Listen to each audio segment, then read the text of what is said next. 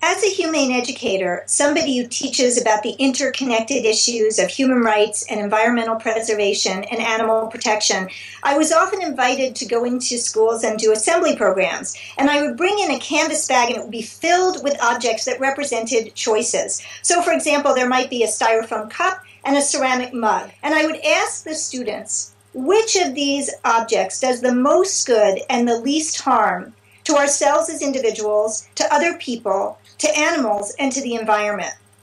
Well, after years of asking this question, I realized that it had actually become the guiding principle of my own life. I call it the MOGO principle, MOGO being short for most good.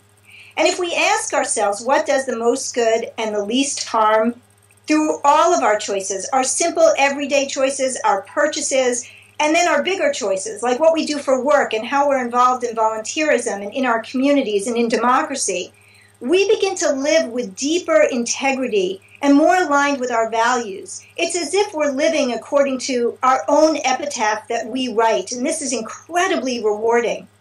But even more importantly, when we live by the MOGO principle and try to do the most good and the least harm, we help to bring about a sustainable, a humane, and a just world for everybody.